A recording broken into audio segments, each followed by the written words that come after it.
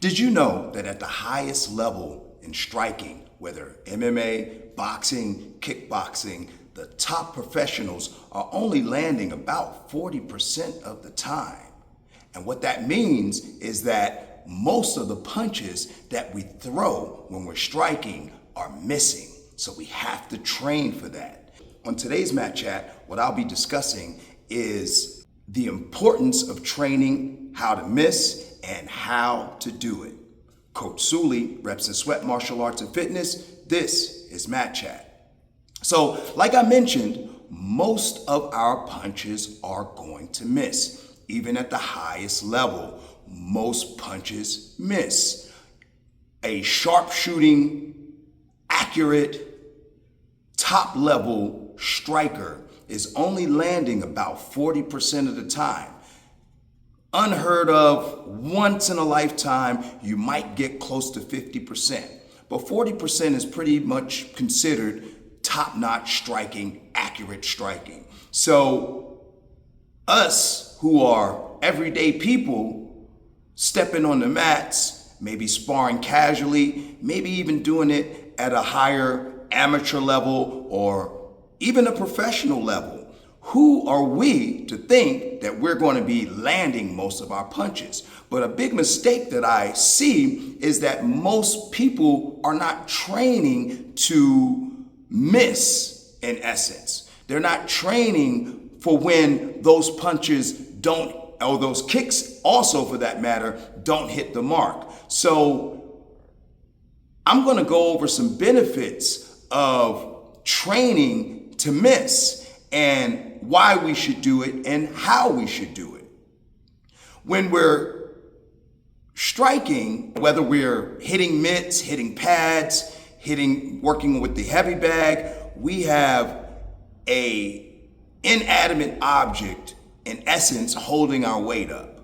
We are also training ourselves to hit something every time we throw a punch or a kick out. And that's just not a realistic scenario. Of course, you want to train to generate force. You want to train your accuracy. You want to train for the best case scenario. But when the least or the less best case scenario is the common scenario, we have to be realistic and train for that. So I put together a list of 5 benefits of training to miss, and then we'll go over my simple and easy hack on how to do so. Now, the first thing that training to miss does is it improves your balance and your recovery. So when you miss, without the heavy bag holding up your weight, without your training partner holding up your weight, when you miss, inherently there's going to be a little disruption in your balance. So when you train to miss, when you just throw the punch out there without hitting anything, it allows you to train yourself to throw that punch out with the intention to hit, but when it does not hit, that you still are able to maintain your balance, recover from missing, and go on to the next thing smoothly, or even get your hands back up to cover smoothly. The next thing that it does is it builds endurance and efficiency. So if you notice, and I see this happen all the time when folks are sparring, when we start missing, then we start getting lazy with how we're throwing out those punches. It is exhausting missing. It's exhausting to throw a punch or a kick out there that does not hit the mark. In a lot of ways, the bag or our training partner who's holding mitts or pads for us, they are absorbing some of that effort that's put into throwing the punches or the kicks. It's a lot more effort to throw a punch and miss, or throw a kick and miss, than it is to actually hit the target. So we have to prepare for that. When you start throwing these punches and kicks out without hitting any target, then your level of conditioning raises. Then you are used to not hitting the target and used to not expending unnecessary energy. And as a result, you save your energy. You're able to manage your energy a lot better. So the next thing is it sharpens your defense. When you miss, you inherently expose yourself to getting countered. And if every time you threw a punch and you hit the mark, there would be no need for you to bring your hand back to cover. Do something defensive after you've thrown the strike. Throw the strike in a defensive way. So when you train to miss, you're also paying attention to how well your hands come back to cover, how well you are able to throw those strikes in a defensive way. Because, like I said, when you are throwing strikes, you're also exposing yourself.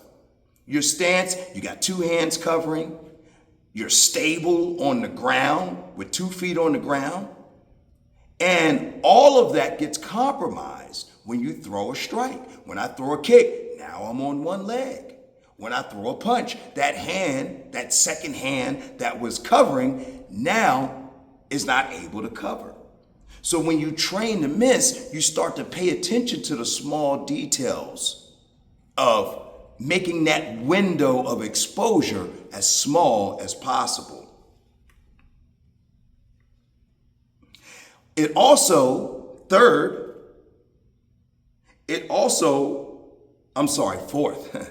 Fourth, it also develops realistic fight scenarios for you. Like I said, like I mentioned before, most of your punches are missing. You know, we said at the highest level, they're landing 40, maybe 50%. But at the regular level where we all are, we're probably landing 20%. Some of us even 10%. And that's no knock. That's just the nature of the beast. You're trying to hit a moving target. So we have to train for reality, not for fantasy. We have to train in a way that prepares us for what's actually going to happen on the mats, what's actually going to happen in that self-defense situation, what's actually going to happen in maybe that amateur fight that we want to take, or that sparring session that we are looking to do. We want to train for reality and not fantasy. And then last but not least, it teaches us control and precision. When we train to miss, we are also training ourselves to have full control over the range of motion. You're able to not be dependent on your strike having an end destination. You're also training yourself to develop the ability to pull the power off of your punches, or your kicks for that matter, at any stage in that range of motion. And you're getting full control over the range of motion. If every time that you threw a punch or you threw a kick, there was something there waiting to catch it, All you know is start and finish. But when you're training and there is no finish, now you have to develop all of the stages in between that start and finish of that range of motion.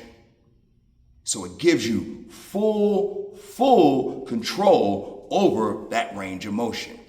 And it also gives you precision. With the precision part, now you can throw a strike out, and let's say your opponent moves, you're able to make the small adjustment so that that strike hits the mark.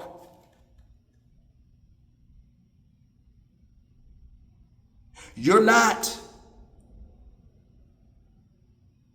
dependent on your opponent staying stationary. A lot of times when we're training with the heavy bags or we're training with mitts, we know where those targets are going to be. But realistically, going back to realistic scenarios, realistically, where the target is when you start to throw the strike and where the target is going to be when that strike gets to them, most of the time changes. So throwing strikes and training how to miss allows you to take control and make the adjustments that you need in order to hit a target that might not be where it was when you first threw that strike out. Now, how do we fix it? Very simple. Very simple. How do we train for this? Shadow boxing. It is that simple. It is that simple, shadow boxing. So I'm going to give you a couple of tips to maximize the benefits that you get from shadow boxing in the context of missing. First thing that you want to do with shadow boxing is you want to make sure that you are fully extending those punches. You are going through the full range of motion with the punches. This is a big mistake that I see people make when they shadow box, is because that target isn't there. And shadow boxing, if you do not do it correctly, it can actually hinder your game. It can be to your detriment as far as missing is concerned. And the biggest mistake that I see people make with shadow boxing is that they are not fully extending those punches. So full range of motion when you're shadow boxing.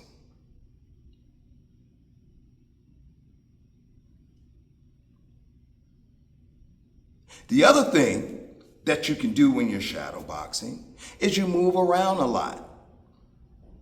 A lot of times, realistically, it's never stationary.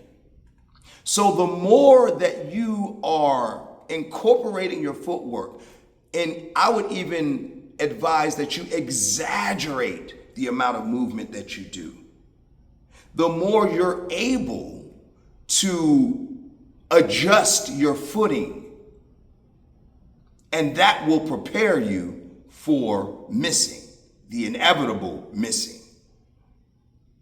So, to recap, we are going to miss more than we hit. We're going to miss. We have to train for it. And the best way to train for missing is shadow boxing if it's done correctly. Fully extending, full range of motion, and moving around often. All right, guys, hopefully that was something that was beneficial for you. Coach Sully, Reps and Sweat Martial Arts and Fitness. This was Matt Chat.